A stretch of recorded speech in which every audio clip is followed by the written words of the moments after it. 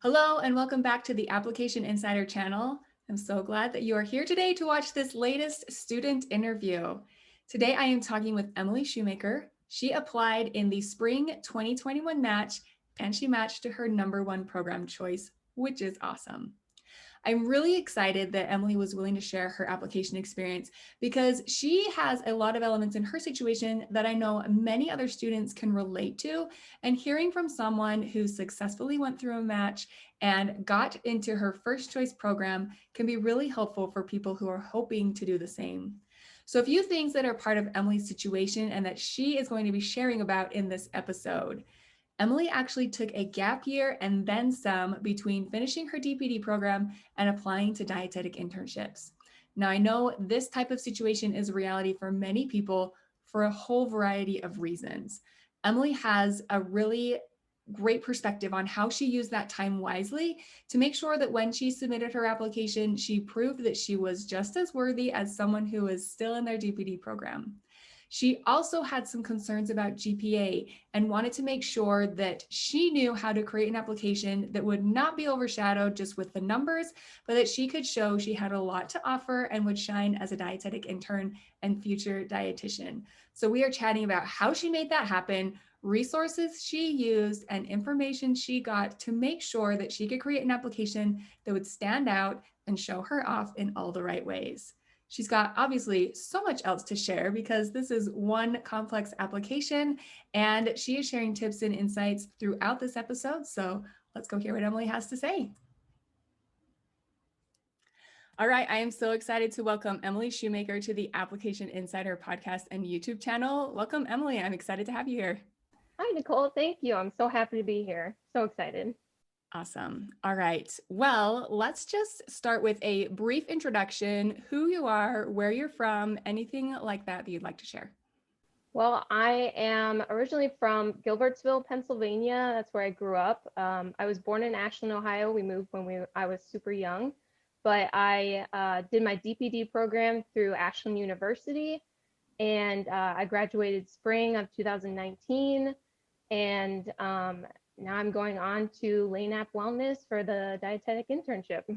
Awesome. So excited to hear how you got your application together and got your match to that program. Let's just, I hate to make this sound like a personal statement right off the bat, but could you tell us what brought you to dietetics? How did you choose that as your major and the career that you're working toward? Yeah, so I am a longtime runner. I've been running since the sixth grade. Mm, So I think that's what started it. It led me in that direction. But I think, like most people and most stories that I hear, they didn't know what dietetics was before college. And it was right before college that I was searching through because I felt like I didn't really find my career choice. I didn't really know what I wanted. I started off wanting to be a chiropractor, which led into PT, and then finally hit with dietetics because I have a passion for food, for cooking. That really inspired by my mom, who taught me how to cook and everything. Um, and so with sports and running, obviously you eat a ton. And when I found out I could connect the two, it was just a perfect fit. And then my directors at Ashland University just really guided that passion, helped me cultivate it into something that I could do for the rest of my life. mhm. Awesome. I like that it's such a compatible option for something else that you just already had a passion for and was already such a big part of your life. And this just like slips right in next to it, like it was just waiting for a space all along.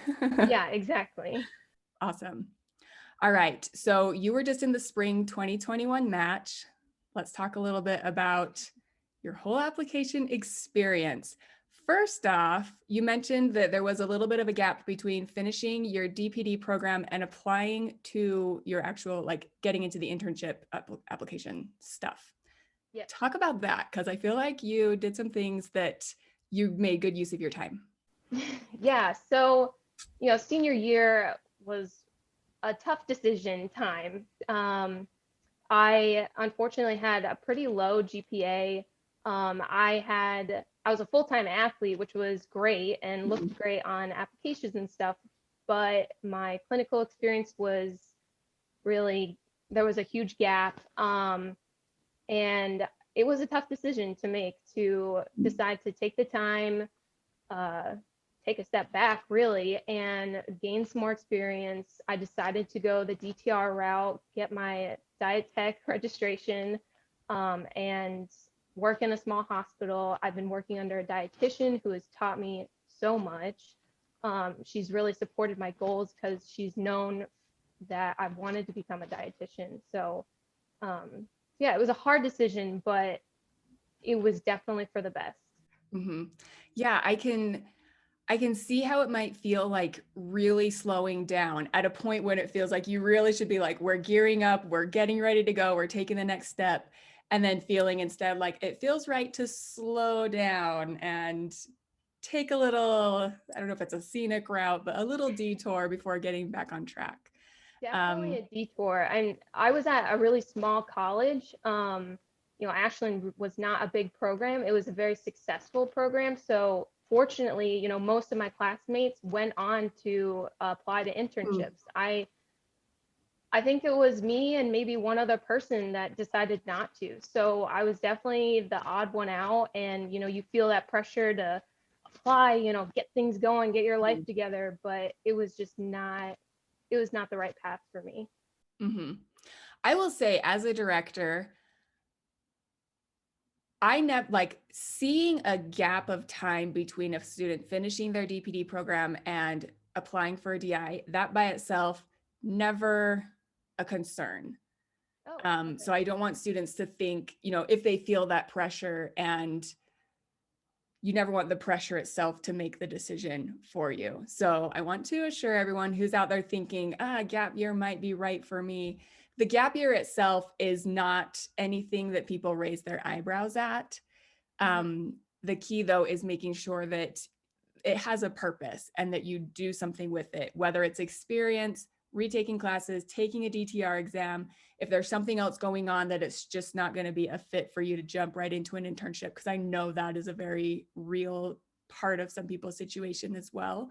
But a gap year itself is nothing to be concerned about. And in fact, I have seen some where they applied to my program as seniors as they were getting out of their internship, and they didn't match to us, and then they applied again the following year, and I was like, your application is so much better now. And there are just a few people where I could see that comparison, and it's like that year really is putting you in a better spot now for your internship. So again, it's not the right thing for everybody to wait. It's not the right thing for everybody to apply right away. It obviously is a personal decision, but I'm glad it's worked out so well for you to get that experience and the way you used your time to really prepare.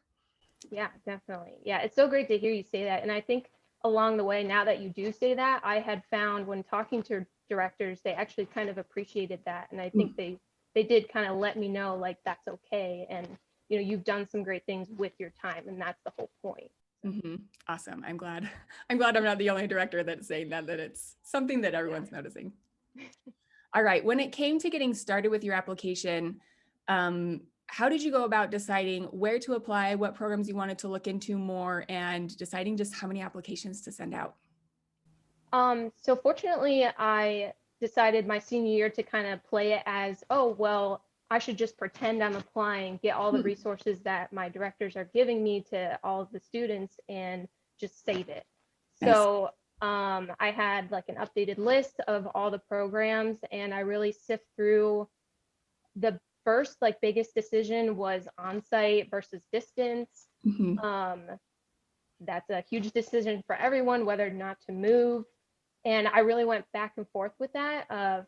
Starting out, I decided distance, so I just had to filter through all of those programs. And then it really came down to GPA requirements for most programs.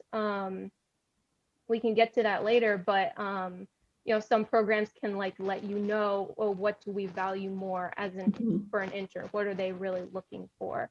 But I did go back and forth with the distance and on-site, and then it kind of came down to price. Unfortunately, I always knew I would have had to take out a loan, but you always want that price to be as low as possible. Right. Um, so yeah, and then open houses, because I had a whole list of programs I was interested in, but it was so difficult for me to filter through until I could actually put a face to the name, hear them speak, and like make a connection with them. Mm-hmm. Definitely. Um, I like what you said about just really knowing what you needed, taking all of that into account. It does require a lot of sifting, a lot of program Yeah, sifting. Um, so you ended up in a distance program, I did. correct? Hmm. Okay, and that was your preference. So tell, because I know there's some people who just like face to faces all the way. Distance programs are increasing. There are more options now, even than when I was, when I first became director of the distance program I was over. There are so many more distance options now. So what was it for you personally that made the distance a right fit? Well, for me personally, I initially thought they accept more people, so I will have a better chance of getting in. Mm-hmm. Initially, 100%, that was the thing. And I was just like, I am just right in that home. But when I was looking through more programs, I actually found a couple of on site ones that were a pretty good match for me. I think they would have been a really good fit. And, who knows, I might have been accepted. Mm-hmm. Further along the road, though, I had found out that my mom actually got diagnosed with colon cancer. Oh. And this was more of a gut feeling. I think I could have moved, made it work. Um, it would have been a lot farther from her, from my family. I have family in Ohio, which is a huge blessing for me.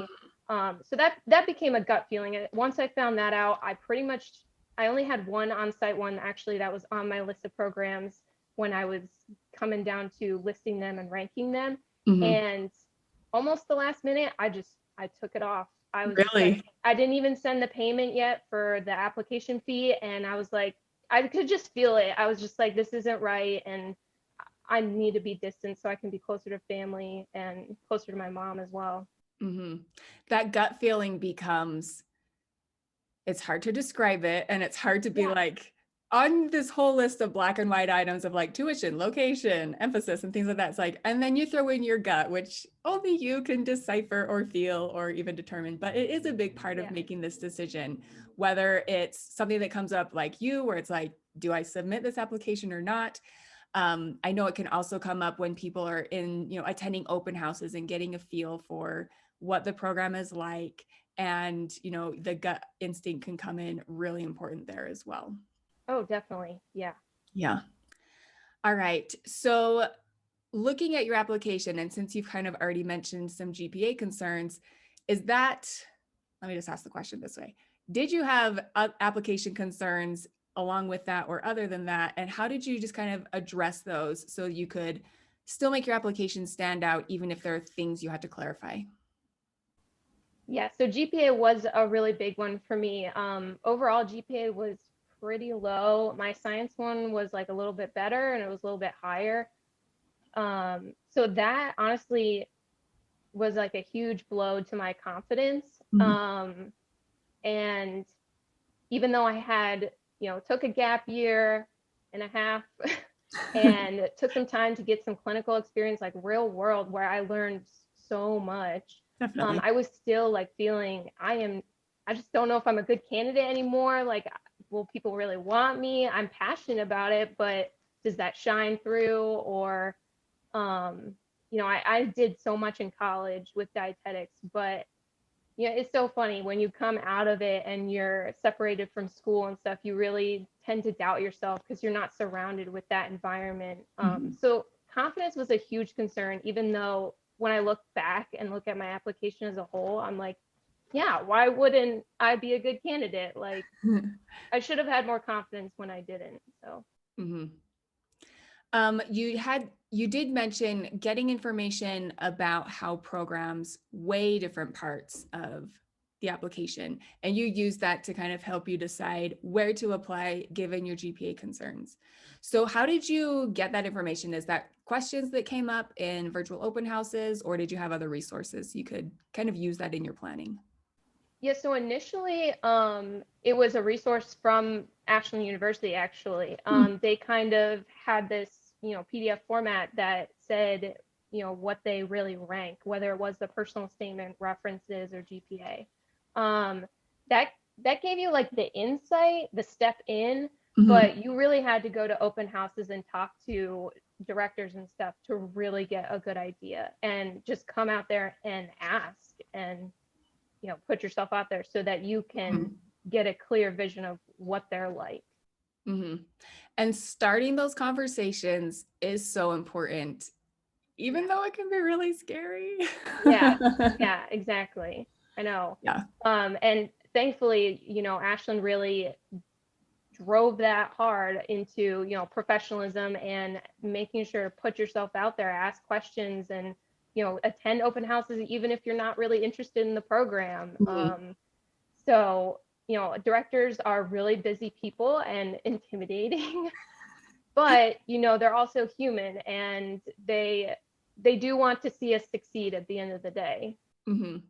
I think that's a key. Directors want you to find the right program for you, even if it's not their program. In fact, I remember telling some people when I was director and they were asking questions, and, I get a feel for it and be like, here are some things you need to know about this program that just from what I'm getting in our conversation, you might not have considered. And I feel like they need to be part of your thought process. Not to officially say like you should definitely not apply, but just being like, as we're chatting, I want to make sure you're aware of these elements because, I'm getting a feel that you either aren't aware of it or it really needs to be part of your decision.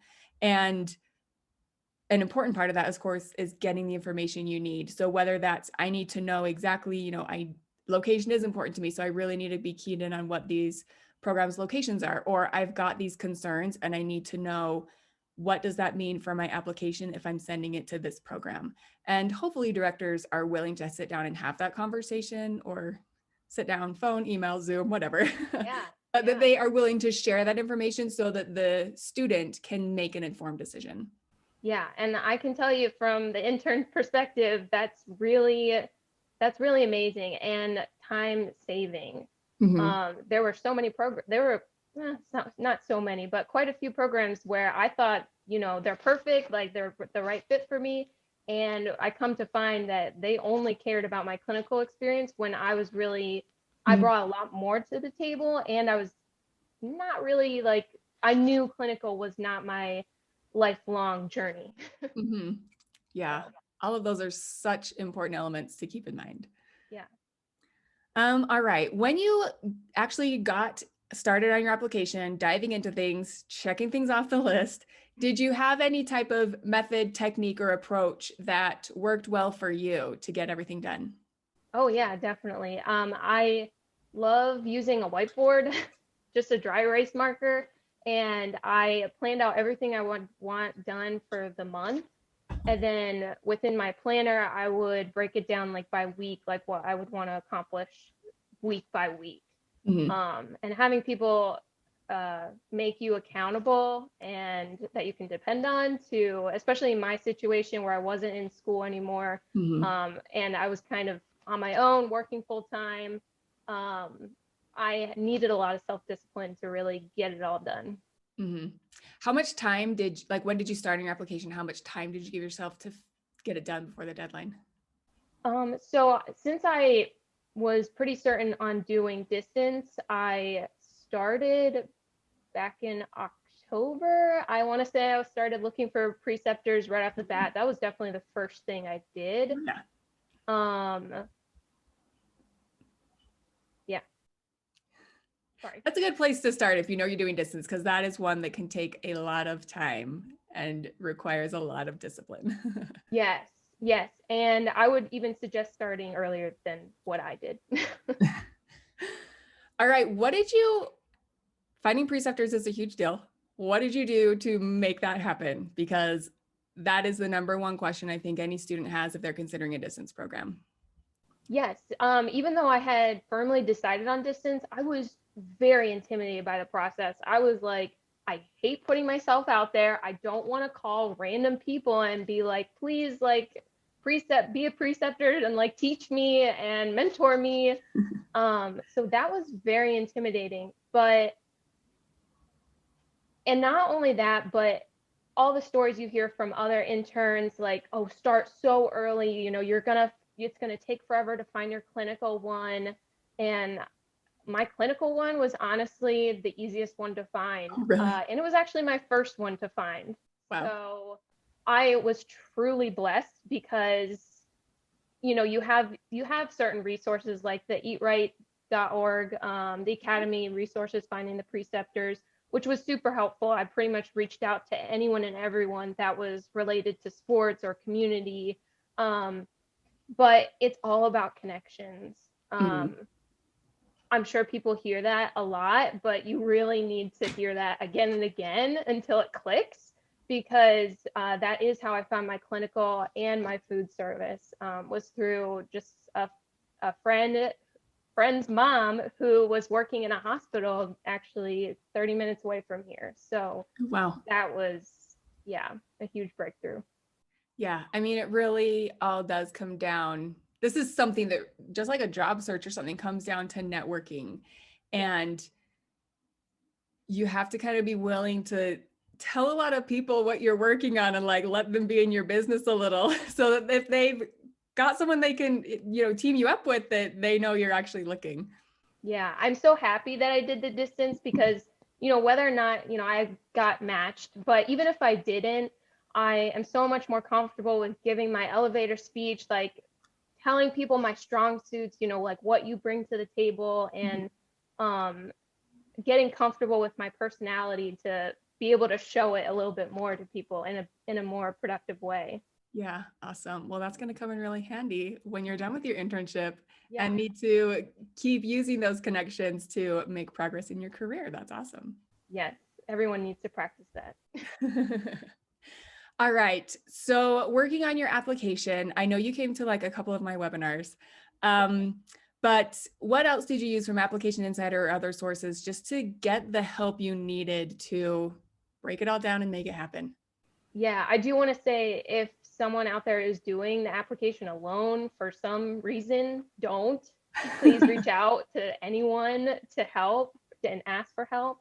Some of the other resources I used though was the DICUS checklist. That was great.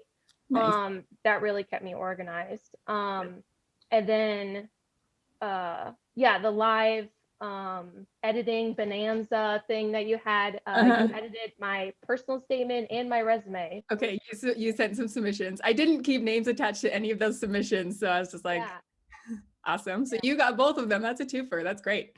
I did. Yeah, and I've listened to all your podcasts, and the match explained, that was a huge one. Awesome. Because even I was telling people the wrong thing actually, because I would have people ask me, how does that work? Like, what is the algorithm? And Mhm. I remember showing now my fiance, and he's like, what in the world is going on there? Like, he didn't even understand. I mean, it kind of feels like a mess if you're trying to explain it. Yeah, exactly. But it was really helpful in getting a clear idea what the directors see and like what they don't see. That was a huge Mhm. thing. Awesome. Well, I'm glad you used all of that. And everything that you just mentioned is free from Application Insider. So, dear everyone, please use that stuff because I mean, People on a budget. I love a good checklist, but I'm not making checklists for my health. So, I really want people to use them and check the heck out of them. Oh yeah. Yeah, and then I plan to do some more webinars and things like that. So, glad that you could take advantage of that information. Um, So you've gone through the match once and you never have to go through it again. But if you did have to go back, is there anything that you would do differently or advice that you would give yourself? Yeah, overall, I'm really happy with my experience through it, and I was extremely confident when I submitted, and I submitted like 4 days early. It was Nice. wonderful. But I would have told myself to just get it started earlier. I knew I was going to apply, and I was pushing it off for like maybe a couple months. I could have started a couple months prior than what I did. I still got it done. It's stressful no matter when you start, Mhm. but that would have been more helpful. And reaching out and asking for help sooner, honestly. There's no reason why you should do it alone, or, I wasn't alone, but even dietetic circles or having someone edit, getting more eyes on your application is just crucial. Mm-hmm. Awesome. Okay. So you did get your match to, I'm going to say it wrong. I know it's not said the way it is spelled. Yeah. But tell us about your match and like, do you know when you're going to start, what your first rotation is, anything like that? Yeah. So it's called LANAP Wellness. LANAP. LANAP. Yes. It's, well, now I'm going to get this wrong. It's probably Latin, I think. I remember reading, like, I read their website. I know it has meaning and I don't want to, I know the general meaning. I don't want to say it wrong. Yeah. And I just know when I look at it, the wrong way of saying it is the only thing that comes in my head. And I'm just like, I know that's the wrong way, but I don't remember the right way. But LANAP, is that right? LANAP? LANAP. Yeah. LANAP. Okay. And it means a little something extra. That's what it is. Yeah. And so like that was one of their questions for applying, like what is something extra about you or what you bring to the table. Mm-hmm. So that is like their whole theme. But yeah, they have an emphasis in diabetes, which I am super excited about. I've had some real world experience in gestational diabetes counseling, even in sports with athletes who have diabetes. That is just a huge community of people. Definitely. And my rotations start September 20th. So that's coming up.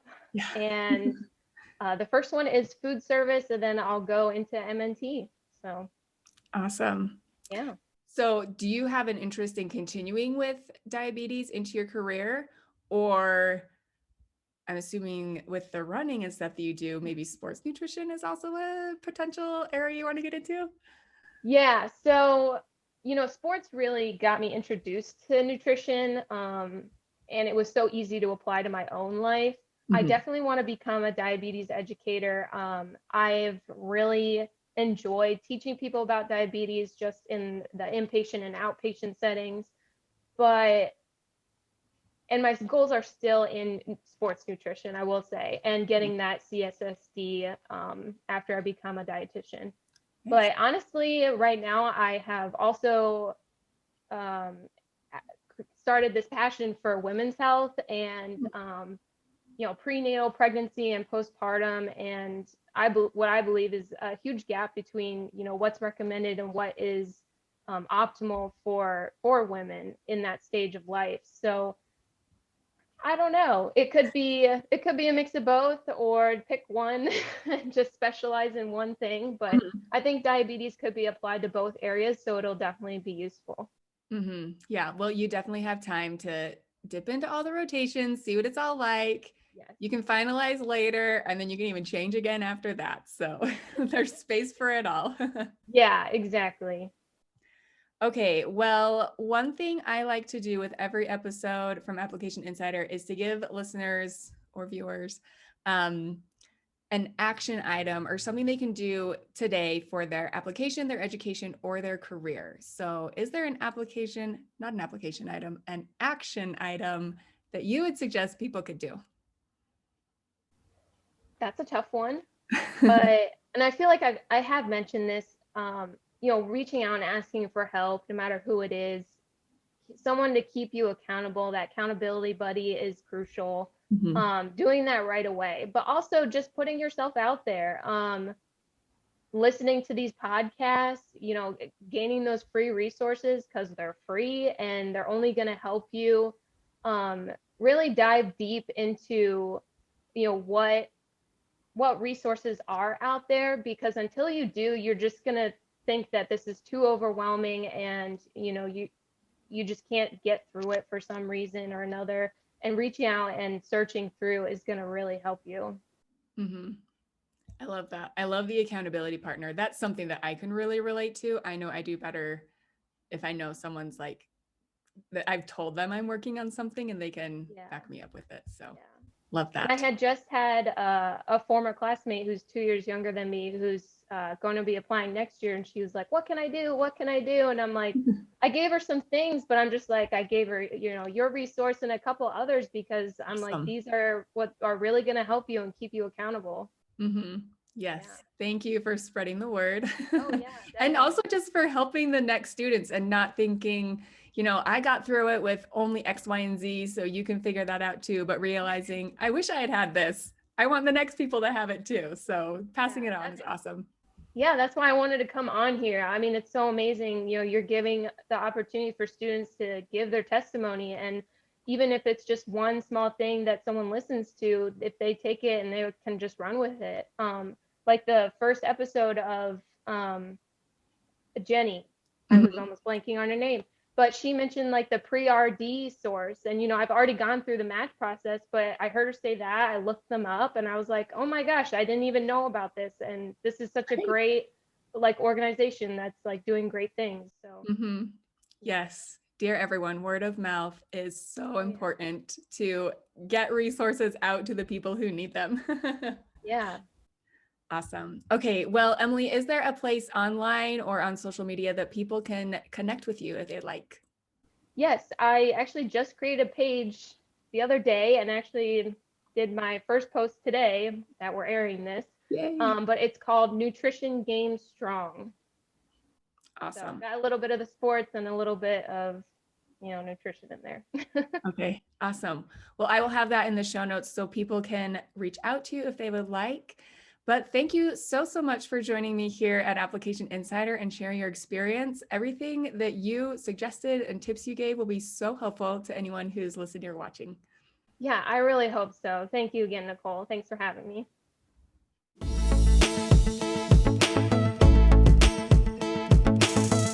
But when you came to like ask me about the resources and you said they were all free, I was like, yeah, because I was really tapped out of money. Definitely. I can't spend anything. No, no, I totally get that. That Yeah. totally makes sense. And that's why, I mean, I really try to have something for everyone. Of course, I Yeah. have things that can be paid for because this is like my job. Yeah.